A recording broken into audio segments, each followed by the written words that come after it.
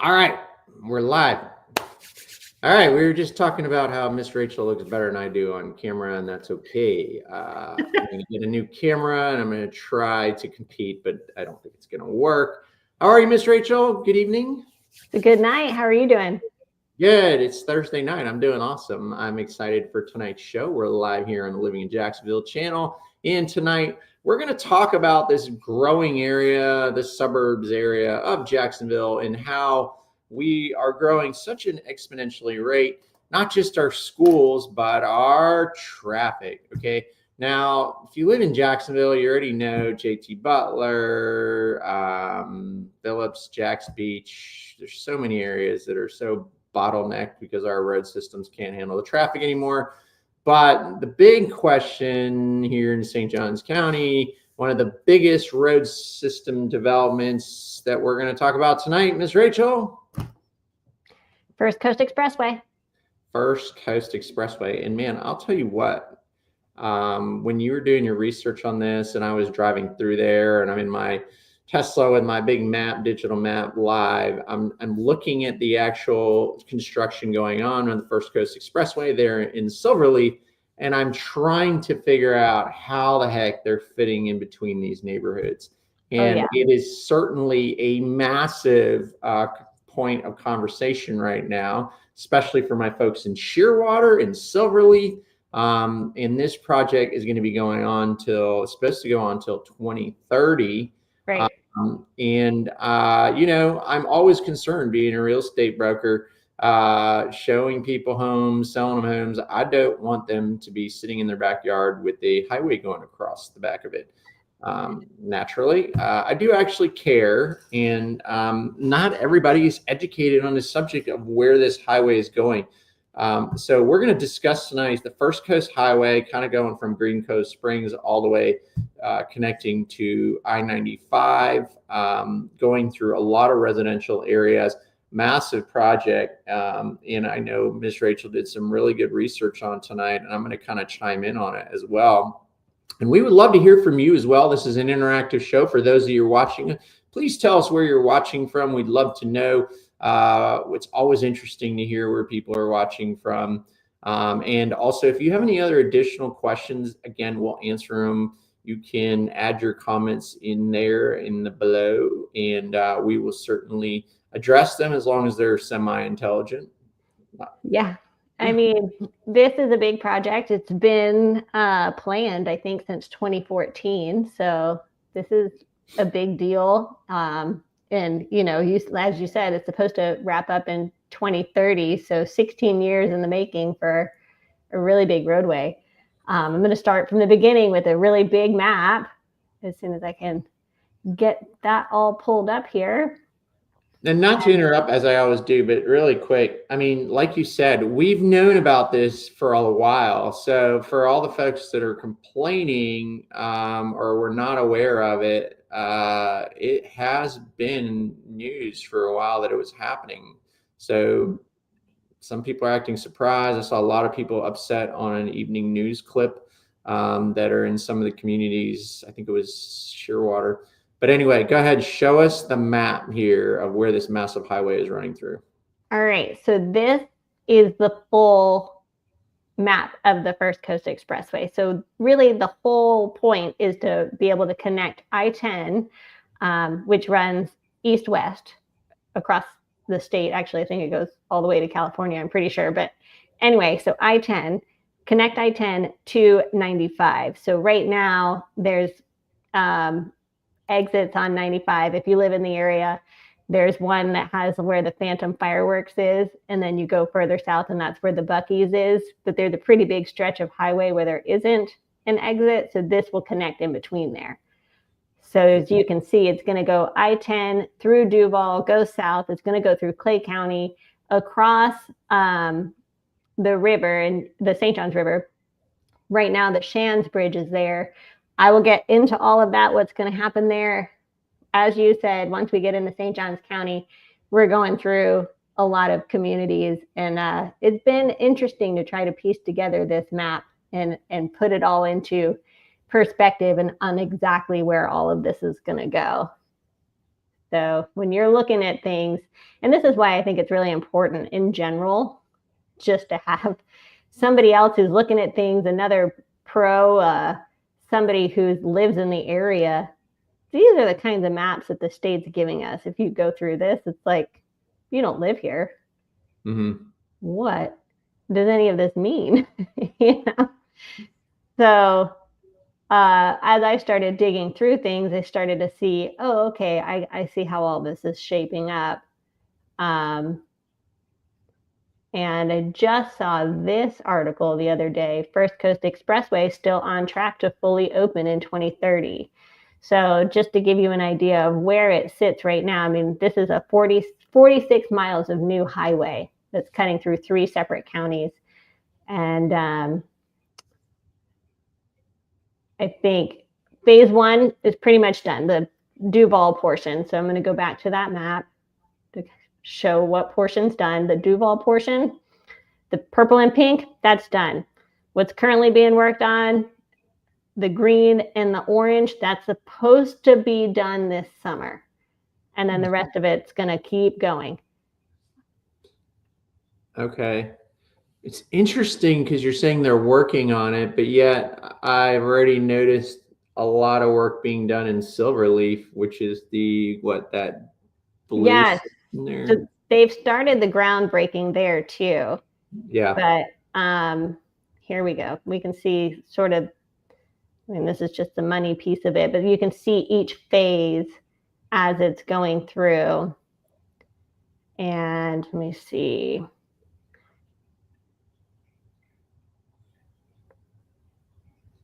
All right, here we go. This tab 2 gives us some more. You can see this is the next piece of the puzzle in Clay County that's getting built. And then all of this is still on its way. Right. So it'll be interesting because I guess the bridge is going to be the last portion, if I'm reading correctly, on 2030, next to the Shands Bridge. The bridge is expected to be done in 2030. But okay. What I think is really interesting about the bridge is they're going to make it 20 feet higher. So right now it's a 45-foot clearance, and they're going to make it a 65-foot clearance. So that'll be good for a lot of the mariners that are out there. So as you get into Clay County, the Shands Bridge is a really, that's a really big connecting piece, but it's just not a very big bridge right now. So they're going to build a bridge. It's going to come up next to, the new bridge is going to come up next to the Shands Bridge as it currently stands. And they say it's going to resemble the Buckman Bridge. So if you're in Jacksonville, the Buckman Bridge is the big bridge that goes from Duval County over to Clay County currently. And it's a very large bridge. It gets really backed up, especially with NAS Jax traffic. So if you're going to the military base out there, that traffic on the Buckman gets pretty crowded. But now this structure, which is pretty cool, it's going to pop up next to the current Shands Bridge. So in this image, you can kind of see this is the rendering of the new, and then this is the old. So they're going to leave a little piece of the old Shands Bridge. They're going to demolish the middle piece so that you have all that clearance for the boaters. What I also thought was really interesting is this one did not work today. They had this really cool, oh, here we go, drone footage of the current project as it looks now. So right before you go over the Shands Bridge, like they've got how this currently looks. And what is also kind of neat about this is, this is a really big recreation area for people too. People will go and fish right next to this bridge, and leaving the little the old parts of the bridge, it will leave a place for people to still fish. So you'll have better traffic flow. So it's going to be 2 lanes, I think, on each side flowing, either direction. And then you'll still have some of that cool pedestrian and fishing spots for people.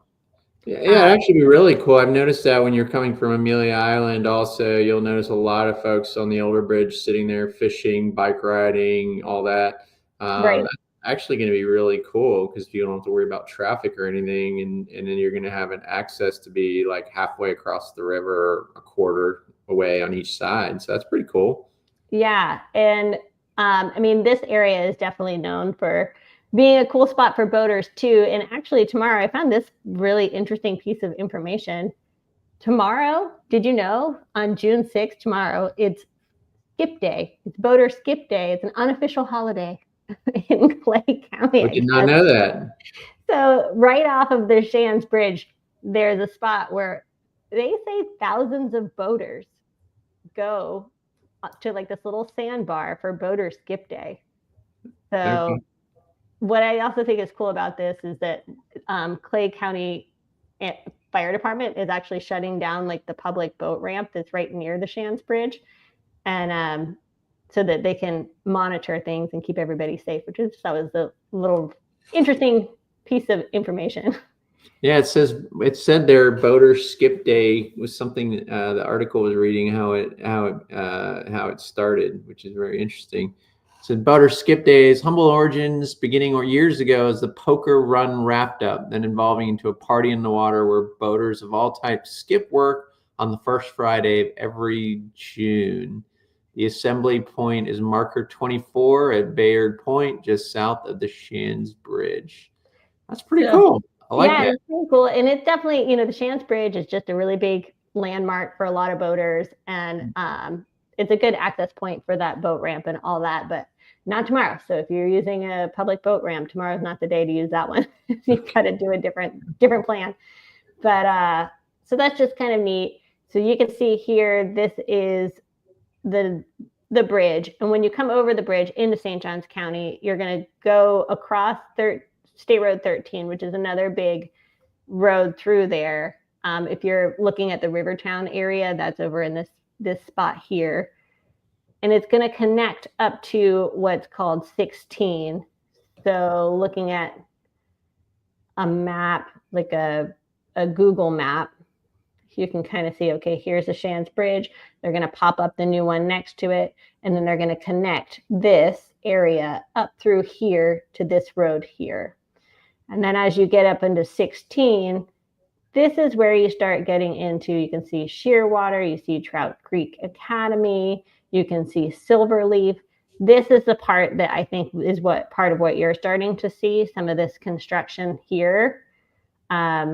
Is it going to connect? You're actually going to get connected onto 16 or along the side it's of 16? Along the side of it. Yeah, okay. Right next to it, but it's parallel to 16. Yeah, I saw that. When you're driving there, you can literally see it. The question is, I'm not clear on where it cuts over. Is it going to cut over? And I'm sure you're going to get to that, right? Like if it cuts through to okay. St. John's Parkway. I think this map is the one that shows it the best right here. So you can see here, oh, this is St. John's Parkway right there, that road here. And you can see you've got kind of this diamond shape where you can sort of imagine how a highway would be coming on and off, like one of kind of, let me see if they have a better rendering of it.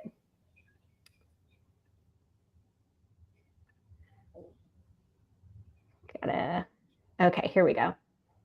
So you can see in this rendering, this sort of matches what I was showing you just a second ago, that sort of diamond shape. Mm-hmm. So this map here is what's called the planned urban development map. So if I click here, you can see, oh, okay, this is all Silverleaf. Then you can click here and see Shearwater. So and I can zoom in and you can see, you can see road names. And you can kind of get the sense of, oh, okay, this is where this road is going. This is right past all these streets. So if you're on Seaforth, I mean, it's really just right along 16A. Yeah. And then you can follow this along. So if you're in Silverleaf, you can follow this along. And you can see road names on here, and you can try to match that to what you're seeing on your Google Maps as well. So here we go. We have. Yeah, what I'm trying to see close up is where does it go as far as like, if you look on the Google Maps, it's on does it go in between the Newbrook Toll Brothers community and that community just north of it, which I think is a Dreamfinders neighborhood, to get a little bit more granular as far as what neighborhoods. So if you're looking at that map, you'll see Newbrook right there on the right. So it will go through there between Newbrook and what does that say? Brook Forest, the Dreamfinders neighborhood. Is that what that is? That's what it looks like to me if we're looking at this. When Yeah. I see Coastline Way. We'll back this up.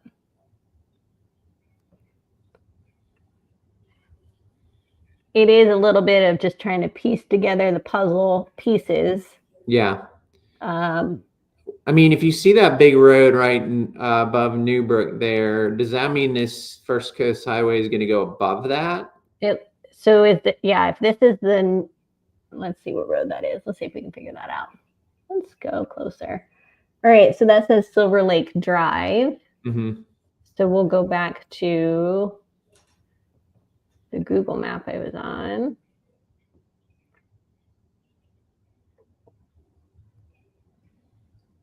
And yeah, okay, so yes, Silverlake Drive, Woods Drive. It looks like it's going to go through part of Silverlake Drive at. So it's going to go, it has to be going over that road as an overpass. So right. It's literally right in between Newbrook and then, is that Brook Forest? Is that what that's? Yes, we've got, okay, so this is where the road is. We've got River Reach Parkway. We have Silverlake Drive. So I will do my best to correspond those roads in just a second.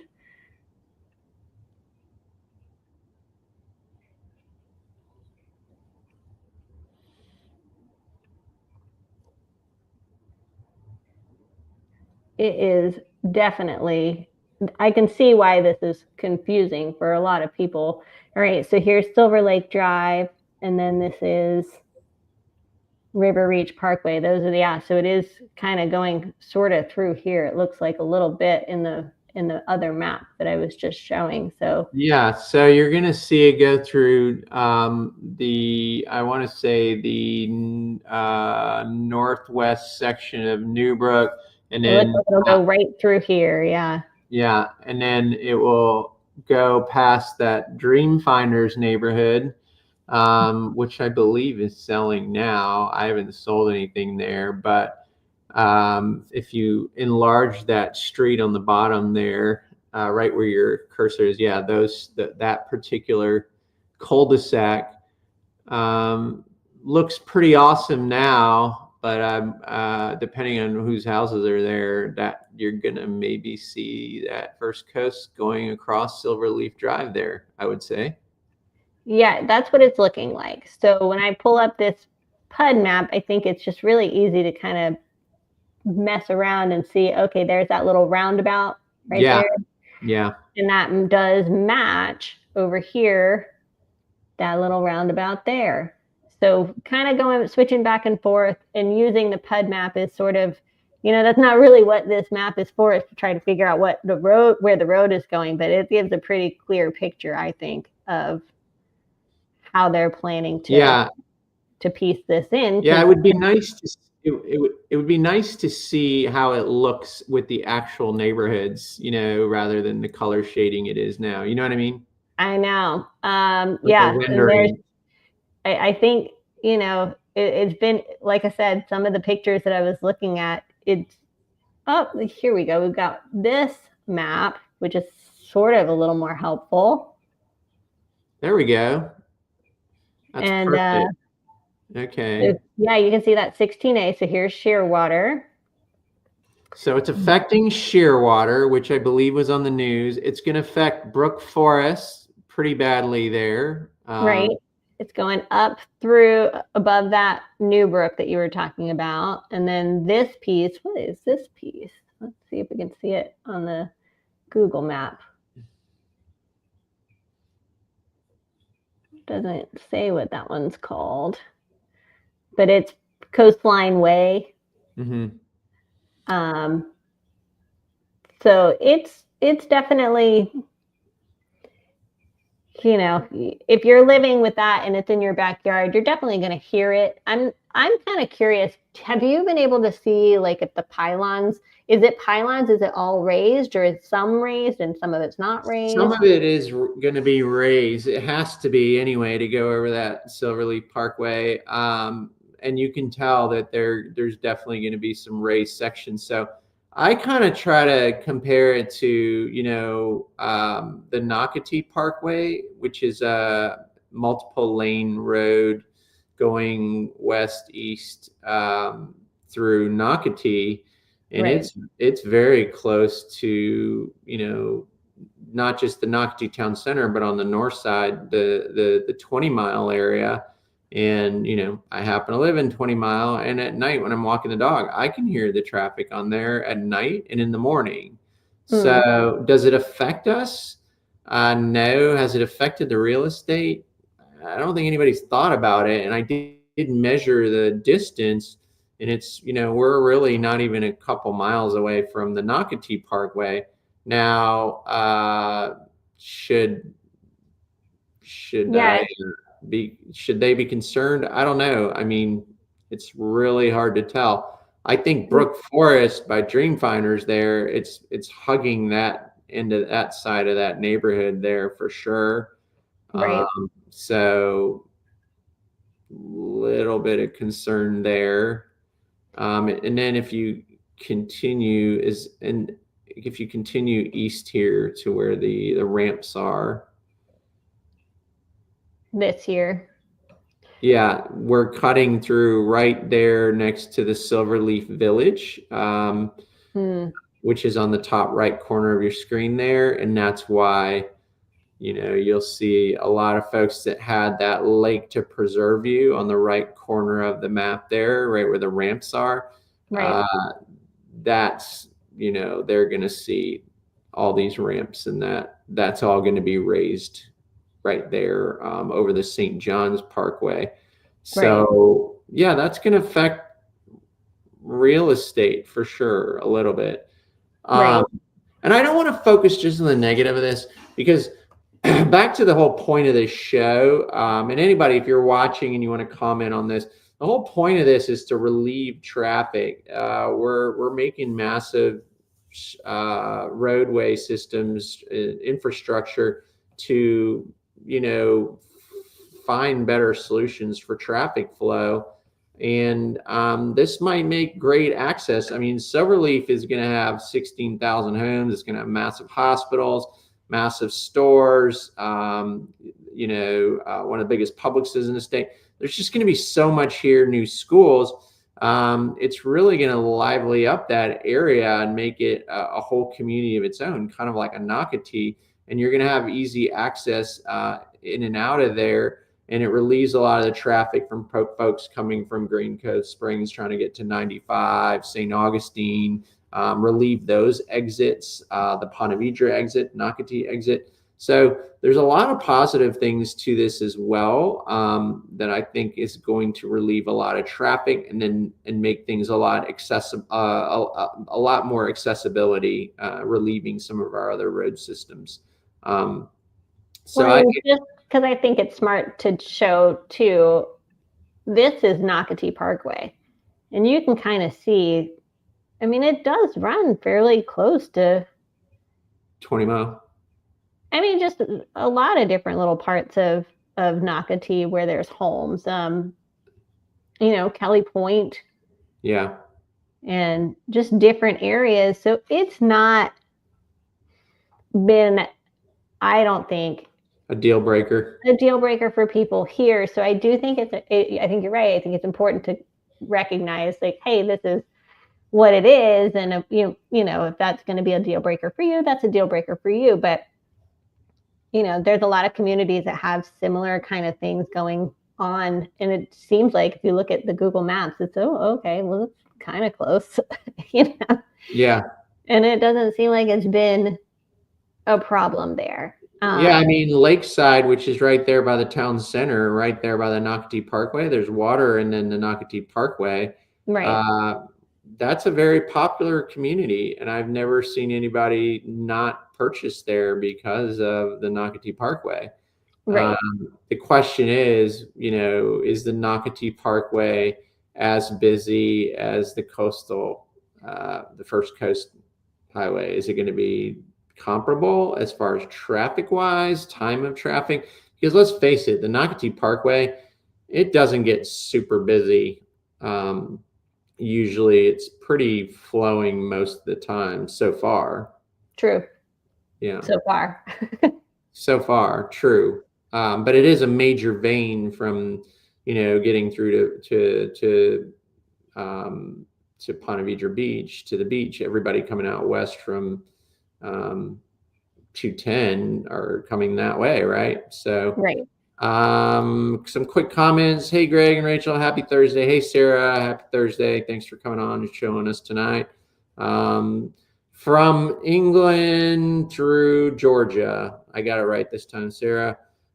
My English folks, my polite, lovely people relocating from Georgia. I didn't do a very good accent. I apologize. All right. And we have David Polak. Won't easy highway access attract more business to Silverleaf? Yeah, David, I really like that comment. I mean, absolutely. I think it's already attracted major business. There's talks about a Target. We have a massive Baptist Health is going to be there. Have we done a show on this yet? No, we haven't. We should. Oh, boom. All right, Rachel. We're always looking for show ideas. Thanks, David. You gave us a new show topic for our following Thursday. What are we seeing as far as business in Silverleaf? We're seeing a lot right now. I mean, I think we touched upon how big. I've done a video on Silverleaf. It's called the No CDD community. It's a non-CDD community. It's a master HOA community, and they have one of the largest state-of-the-art Publixes coming in there in the state of Florida. There's also Baptist Health. There is a lot coming in the area. There's a brand new K through 8 school. So we're going to do a whole show on that, but you're absolutely right. It's going to attract a lot more business, and it's going to increase their commercial area, which I think it needs. If you drive through there, it still feels like, it's very early stages of development. There's only 3,000 homes maybe built there now. So I think there's going to be some amazing opportunity. That real estate is gold.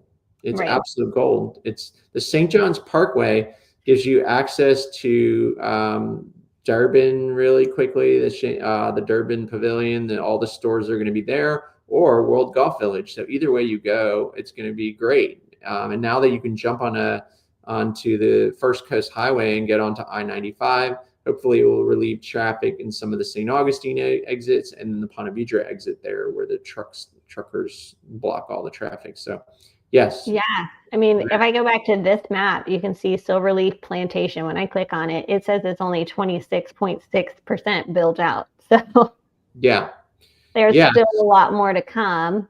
Yeah, I mean, we're permitted for over 16,000 units in Silverleaf, and they might be at 4,000, maybe not even. Right. And you would never know. So yeah, it's not even nearly as close. They're only building their second amenity center now. There's supposed to be a massive equestrian neighborhood that they're planning there. I heard. So there's some really cool stuff in the pipeline. But it will be interesting how it all plays out. And I think with this massive highway, people are going to have more access to it, because really, if you don't know where it is, right, it's kind of off. It's in between World Golf Village and St. John. It's just kind of out there. You know what I mean? Right. I mean, right now it's a little. It's not tricky to get there, but it's to me, when we moved back to this area about 2 years ago, I could not really wrap my head around where it was. But I feel like this is all really, for me, putting this on the map in a really, really tangible way, because it's, if you can get easy access to I-10, then you pretty much have an easier shot if you want to take a weekend trip to Atlanta. You know, you can take I-10 up to, what is it, 75 and on up. Yeah. So I think it just makes so many things easier. You can get on 95 and you go to South Florida if you feel, you know. So it's just going to make everything so much more accessible.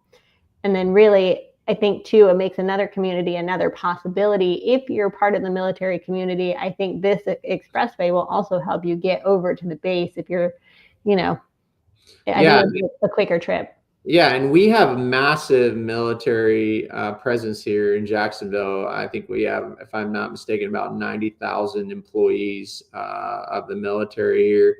So it is going to be pretty good for them. And then also, if you think about it, if you're from South Florida, Southeast Florida, and you're driving up 95 and you can just cut across here rather than going through Jacksonville and get to I-10, I agree with you. That's going to be huge. Right. So I think it's going to be a really, really nice, you know, just, so I think it's going to be really, really nice to have. And I'm looking forward to, once I really started researching this more, I was like, this is actually going to be really great. Yeah. And then think about it. People that have never heard of Green Cove Springs will be stopping off at Green Cove Springs on the way up. Green Cove Springs is a vibe. It's a cool place.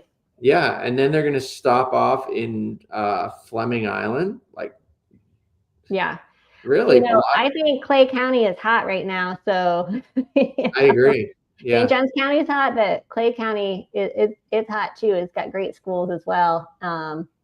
True, and it's definitely more affordable too. So we're going to see a lot of more development out there. And those are for my folks that hey, I want to be near the river. I don't really care if I'm that close to the beach. I still have access to Jacksonville. Now we're going to have easy access to St. Augustine because Silverlake is in St. Augustine. And you know what? I think it's going to change the development in Clay for sure. And I'm sure some of the people in Clay County watching this, if you watch this in a recording or whatever, you can make a comment. They're probably like, please no, leave us alone. Don't tell everyone we're awesome. Yeah. Well, now there's a massive highway going through there, and there's going to be big signs that have exits for Green Cove Springs, Fleming Island, some of the very beautiful places along the river, the St. Johns River. So yeah, I agree. It's going to be very interesting. Jacksonville's massive, and many of the people don't even know about these areas, and you know, we're going to see some major development following this for sure. So that was a great comment, David. If anybody else has any other comments like that, please put them in there. But yeah, so going back to this road, so this is connecting to St. John's Parkway here, and the county is actually going to do a little bit of its own little road project. County Road 2209, it's St. John's Parkway, but that's what they call it here. And they're going to actually do a little bit of an extension, and I think a little bit of a road widening. Let me double check. Oh, they're adding a 12-foot wide multi-purpose path, which is really great because this is going to go past like Mill Creek Academy is right in this area, and they're going to extend. You see this little orange spot? They're going to extend the road there. Let me pull it up on the map to make it a little clearer about what I'm talking about, the actual Google map. I have too many Google Maps pulled up, so I'm clicking on the wrong one. Here we go. So here's St. John's Parkway. Here are the schools, Mill Creek Academy, and then the high school that's right there. Is that Tokoi? Yeah. Tokoi High School. And then it's going to connect here. You can kind of see it's a little bit, it looks like a little dirt road maybe right there. So they're going to extend the road here. 16? Is that 16? It is 16. 16 kind of winds around. So they're going to add this little extension. I'll go back to the other map. And they have to, because if you're that World Golf Village area and those intersections are really massively backed up right now with traffic. So I think this is a brilliant idea again, to relieve some of this traffic at 16. And Right.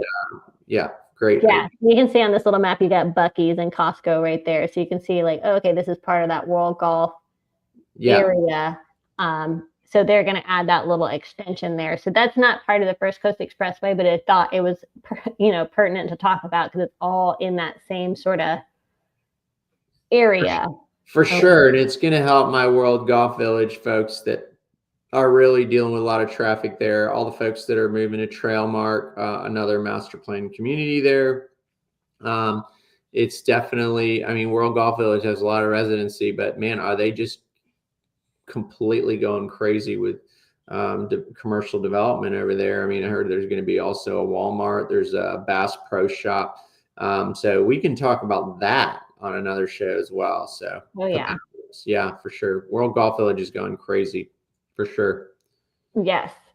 And then, so going back to First Coast Expressway, so we're going to be at that area, going past all the Silverleaf. It's connecting to St. John's Parkway, and then it's going to continue on, and then it's going to hit 95. So clicking here, you can see on this map, okay, so it's going to connect St. John's Parkway up in here, and then it's going to continue on. I mean, it looks like it's just going to have to weave right through. It is. It's literally weaving through neighborhoods. And now I understand it a little better. So it is gonna, you're gonna see it from Silverleaf's Village, and then that other established residential neighborhood right there by 95.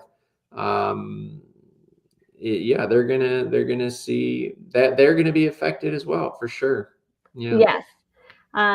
But like you said, it's got the pros, it's got the, there's pros and cons to everything. And I think no matter what you choose when you're buying a home, there's always pros and cons. It's just, it's a big purchase. Well, I wasn't really aware that it's been announced since 2014. Is that what you've read as well? Yeah, that's what I am finding in from the Florida, like the FDOT people. Yeah. Florida Department of Transportation. So yeah. It's been in the works for a long time. And, really, if you think about it, it's not too surprising knowing it's been that long in the works because it just takes forever to get. Yeah, I mean, it's 9 years later to execute this. Well, it's been in execution already. Right. And it just goes back to being aware of an area. If you're not aware of it, understanding where you're buying your real estate. And making sure that you know what's coming as far as the infrastructure, especially in areas like this that are, going through massive development. I mean, we're one of the areas in Florida or close to the beach in between St. Augustine and Jacksonville is massive real estate. And it's inevitable. We're going to see a lot more development all the way from here, all the way into downtown Jacksonville. Oh, yeah.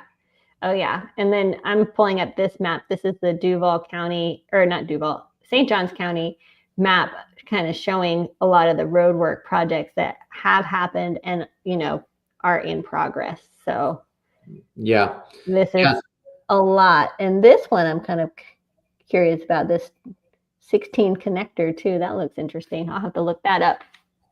Yeah, I thought that was the one we were talking about by the World Golf Village, or no, it's not actually the World Golf Village. It's all this blue one here, and you see that diamond again, and then that connects to 95. So you can see there's a lot of road work projects that are in the works, on the way. A lot of things planned. Wow. So this is, we another week we talked about the racetrack road project, how it got widened, and then all this is kind of the, we're getting into Durban and Beach Walk over here. So you can see how all this is going to eventually wind and connect. Yes, it'll be nice when it's actually done and free flowing, because coming from Nocatee going out west and 210 going through Beach Walk right now, it's all bottlenecked. Racetrack is all bottlenecked with the new Everrange entrance being done just there by the Nocatee Parkway. I think Racetrack has gone through massive development in the Durban area, and we're going to see a lot of that development on 210 going west towards Rivertown. people always say, oh, and I go out to Rivertown, that development in those areas out there, they say, wow, I feel like I'm in the middle of nowhere. There's not many stores. Oh, it's coming, people. In fact, make sure you subscribe because we're going to be doing a whole episode. There's a massive development going on just east of Mill Creek Forest. And again, when you're building in these communities, they will tell you, oh, we have a 30-foot buffer. 30 feet of buffer space between a community or community and commercial is nothing. So depending how thick that preserve is, you have to be very cautious because, again, these areas are going to be doing more massive development. And with that massive residential development, commercial is inevitably going to follow. Right. Right. Right. Of course. Yeah. And one quick thing, this is sort of one of my other pieces of information that I didn't know about the First Coast Expressway. So the part that connects to I-10, that part in Duval and Clay, there are going to be some tolls. Now, I don't know if they plan on making more tolls. This is the only map I could find with any tolls on it. But it does look like there are going to be some toll parts of this road. Yeah, well, I mean, it's over $1 billion to build this. True. Well, building a whole new bridge, that does cost a lot of money. Yeah, I think it was what, 1.2, $1.3 billion. I mean, that's what I saw. Yeah.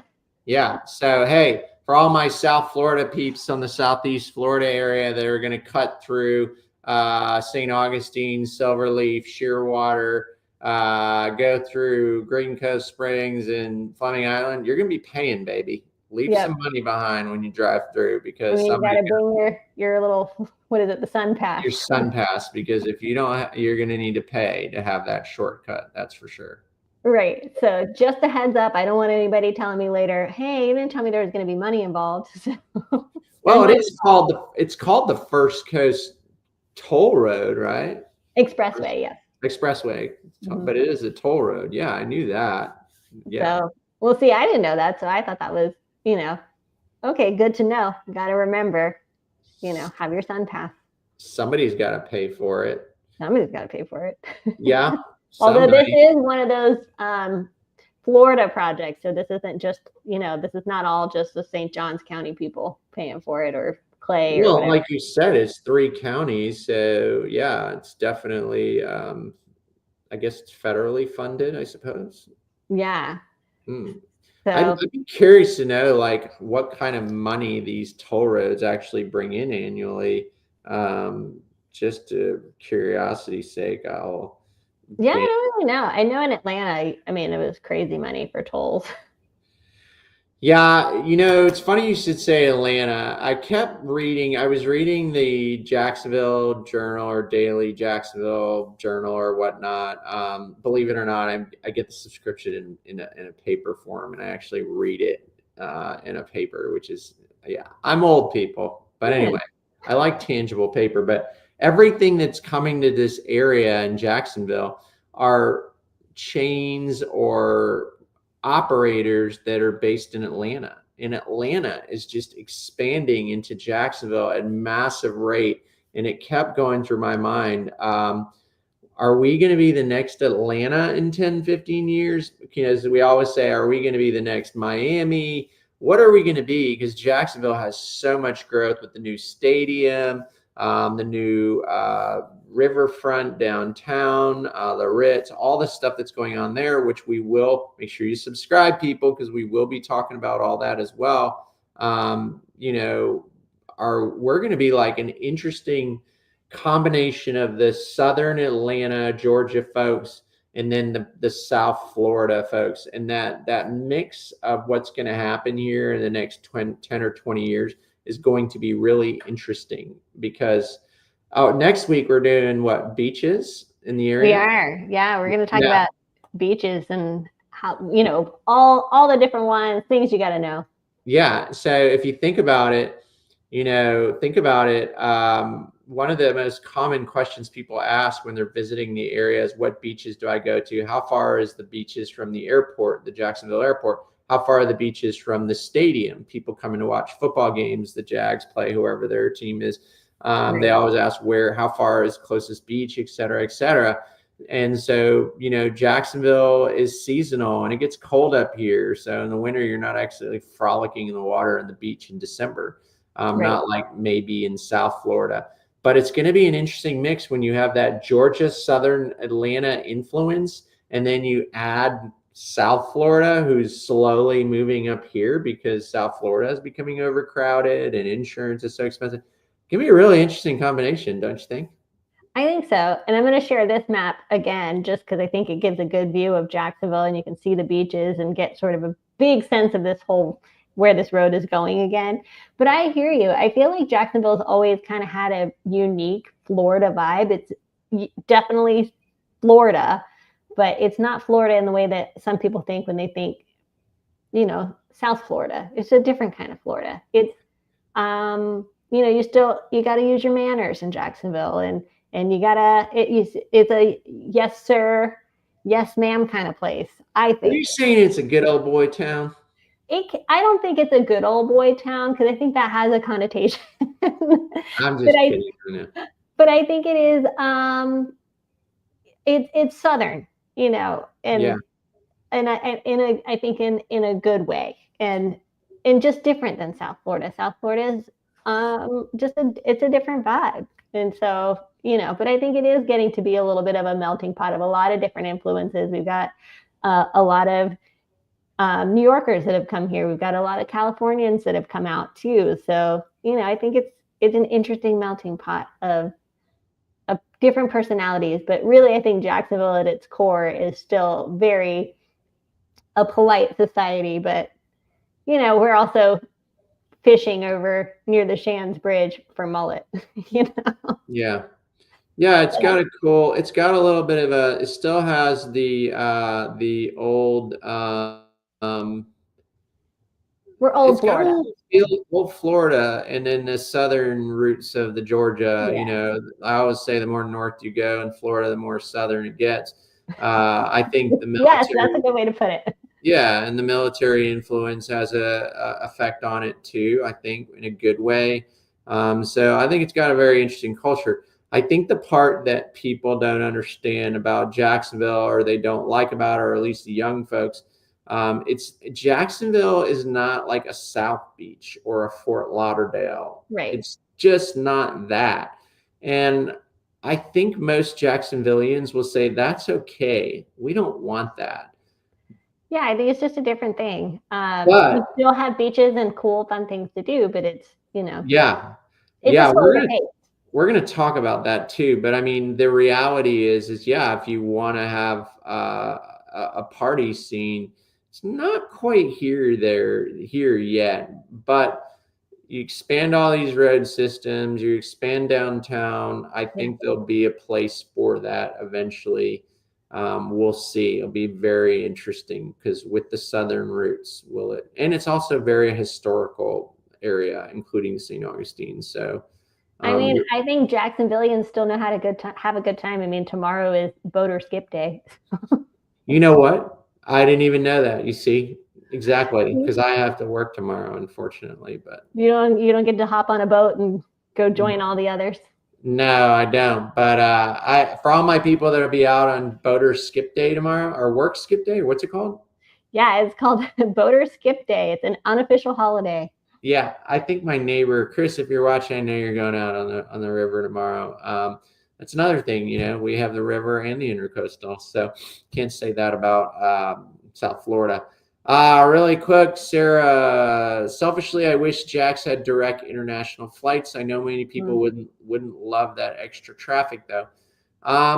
Sarah, I'm mixed about that. Jacksonville Airport reminds me very much of Palm Beach Airport. So if you had to fly out of Miami when I lived in South Florida, or fly out of Fort Lauderdale, there wasn't as many flights out of Palm Beach Airport. But I'd much rather fly out of Palm Beach Airport any day over the other two. It was just so much more peaceful. And that's the way I would describe flying out of Jax Airport. So if you start adding all those international flights in, that could change, So most of my folks that want to do that international travel, unfortunately, they have to drive 2 hours to Orlando, 2 hours, 2 hours and 20 minutes. So what do you think about that, Rachel?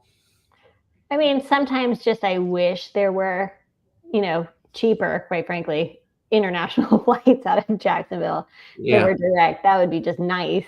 But Yeah. um, but I agree. I mean, if you're looking for a more direct flight and you're willing to do it, going to Orlando is definitely an option. But I I don't tried know. that. I'm kind of a Never again. homebody, I guess. So Yeah. Well, there's just so many things you can do for road trips. I mean, just in the last 3 weeks, my wife and I drove an hour and 20 minutes, or how long it is, to Jekyll Island. And that was just incredible. And I'm like, I can't believe we lived so close to this island. Stayed, used our Marriott points, stayed in a hotel, free bikes, rode around the whole island, had lunch. I mean, it's so peaceful. Yeah, the beaches are not like South Florida, I get it, but so peaceful and amazing. And then the following, last weekend, we went to my niece's graduation in Charlotte. Yeah, it was 6 hour drive, but you go to Charleston, you can go to Savannah, you can go all these places that, you don't need to get on a plane. But I think, if you want white sand beaches, you can go to the Gulf and just hit up Pensacola. It's pretty there. yeah, you can drive west to 30A, Right. we're just so many areas you can go to. But I think the airline flights will eventually come. And then what's the big deal? Fly into Atlanta or Charlotte and get your connection flight out of there. So, Yeah. I yeah, mean, I've said it before and I'll say it again. Jacksonville's just kind of a slower pace. we are. Yes. For It has now, an appeal. It has an appeal. until Yeah. the Jersey Guido moves here. I think everybody sort of adapts to the slower pace. I mean, although we're getting this expressway, so we're suddenly going to be going much quicker. Much bigger. Yeah, we're going to be cutting through. When do the etiquette classes start? Yes, that's right. I appreciate it, Jersey Guido. I think I know who you are.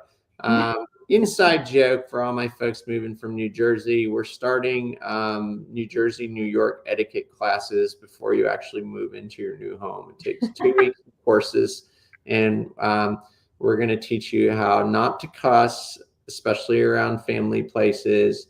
We're going to teach you how to say hello to people and say you're welcome without expecting anything in return, or wondering if people want anything from you. What else can we teach them? Keep the doors don't open. honk at the old people who are slow off the red light. Don't honk at old people. Yeah, we got to come up with a list of everything for for Jersey Guido and for my New York crew. Relax. We man. can do a whole show. Take it easy, bro. Take it easy, man. Yeah. Although I did look into etiquette classes for my kiddos, and I'm going to say they were a lot more expensive than I thought they were going to be. Oh, really? I Well, guess I'll have to teach them myself. I'll just do, I'll take it myself and I'll do an online course, and it'll be part of the services that I offer as your real estate professional and a relocation guide. We will offer you a free, where you can log into a portal and get your 1 week free etiquette course. So true story. My mother actually made me do an etiquette class when I was in high school, and Really? still remember it to this day. Yeah.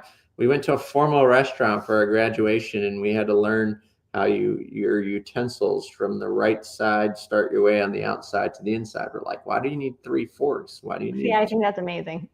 Yeah, my mom actually made me go through that for 2 or 3 weeks. So we had to get good for you. You're good for your mom. Yes, good job, Mom. You did a good job, I think. Yeah.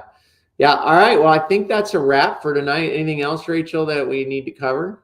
No, I think that pretty much covers all of it. I mean, it's a pretty big road, and 2030, here we come. Yeah. Listen, also there's going to be some great options for negotiations on some resales on those properties. I mean, if you don't care or whatnot. Or you'll have a firmer understanding of what's back there.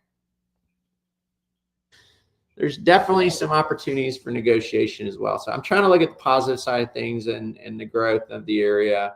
And I don't think it will be all gloom and doom. I think Silverleaf in the next 10, 15 years, the real estate's just too good for people to ignore it. I think Shearwater looks good too. So to me, I think it all looks good. and they're just going to be that much more accessible. And people are looking for that when they're looking for home. For sure. We have a lot of development now. People like new construction. And I just happen, that's a good segue, to specialize in new construction. So I highly recommend if you're moving to the area, you certainly, it's no cost to you to have a real estate professional to represent you, an advocate on your behalf. And I can give you a dozen cases of why you should have representation, because these are mostly tract builders and they are building homes very quickly. And you want somebody that has a good relationship with the builders here in town. So myself would love to help you. You can text me, call me, email me. My information will be in the description below.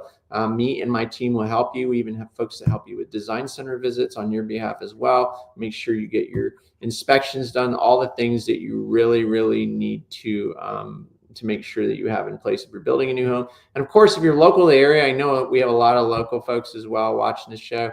If you're trying to figure out why your house is not selling right now, I give it to you pretty raw and real. I have no problem analyzing home price, your listing, and all those kind of things to see why it's not moving. It's a soft market right now. It is a buyer's market officially. We have a lot of inventory. So if you want to have that consultation, you can also call, text, or email. And you're going to get the real story direct, no desperation or any. We're going to give it to you pretty raw and real. Unfortunately, that's just the way I grew up. So last few comments to wrap it up. Barf said, "Great job, Greg and Rachel."